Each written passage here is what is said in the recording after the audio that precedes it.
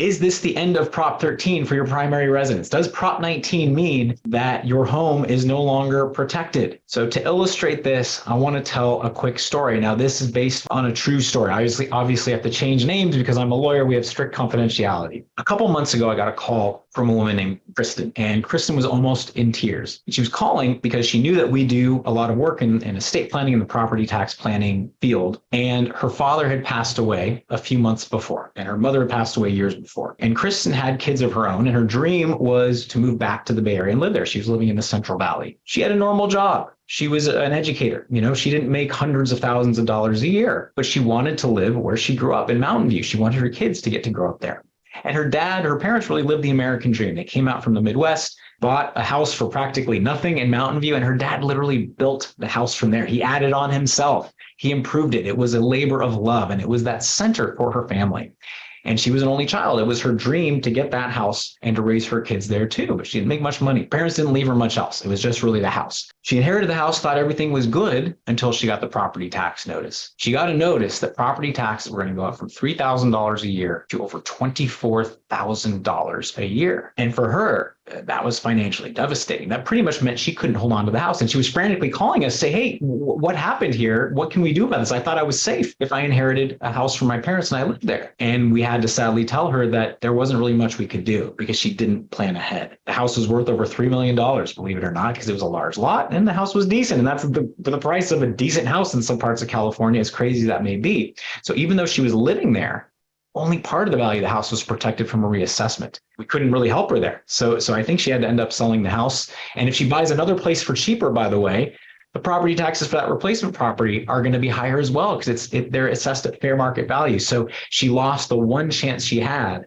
to have a house in Mountain View with low property taxes. Her family, like most, wasn't even aware of this issue. It wasn't on their radar. So I want to make sure that you're aware of it. And again, there are many tools we can use to reduce this if this is important to you and your family. Let's say there's a home with a fair market value of $3.3 million and the assessed value is only $300,000. Mom and dad bought it for, $150,000 many years ago, and it's gone up 2% a year with Prop 13. They're paying taxes on is only $300,000. Now let's assume the child moves into the house after inheriting it. Only $1 million in fair market value is protected, meaning the new assessed value, well, it's $300,000, $1 million is protected, but there's still $2 million in unprotected value of the house. Property taxes for $2 million go up. That's over $20,000 a year. So if you look at this over time, in 5 years, that's $114,000 in additional property taxes. In 10 years, it's $240,000. If a child holds on to a house over their lifetime, 30 years, it's almost $900,000 in additional property taxes if you don't plan, even if a child's living in the house after mom and dad are gone.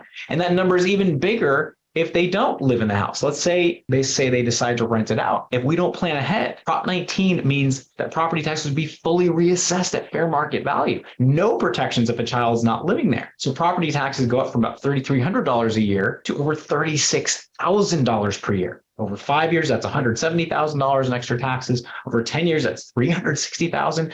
Over 30 years, that's almost $1.4 million in extra property tax. And keep in mind, to pay an extra $500,000 in property taxes, you have to earn $750,000 over your lifetime to pay that because you get tax, you have income taxes, and you can only pay the taxes after. And we're limited in what we can deduct from our income. It's capped at $10,000 a year. So without worrying about the details there, the difference between planning and understanding what you can do to protect a property and not just for one single family home can be a $1.3 million difference. So we need to understand Prop 19 and what you can do. And again, stay tuned for some solutions and see our other videos for solutions. But you need to understand this. So leave a comment or a question if you have questions about this. I'm going to get to those. But I hope this helped to illustrate just the challenges that we're facing and just how big these numbers are. If you don't fix this problem, and we can fix it, that's why we're talking about this. We wouldn't just talk about a problem, we didn't have a solution. But this will often force the sale of a property, and keep in mind, if you structure it properly, you'll get a stepped up basis, or your child will, so they could sell a property with no capital gains taxes, but they need somewhere to live. So if you buy another property, even if it's cheaper,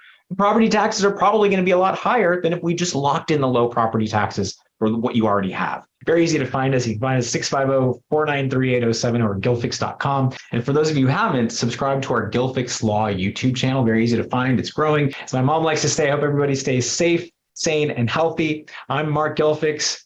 Take care.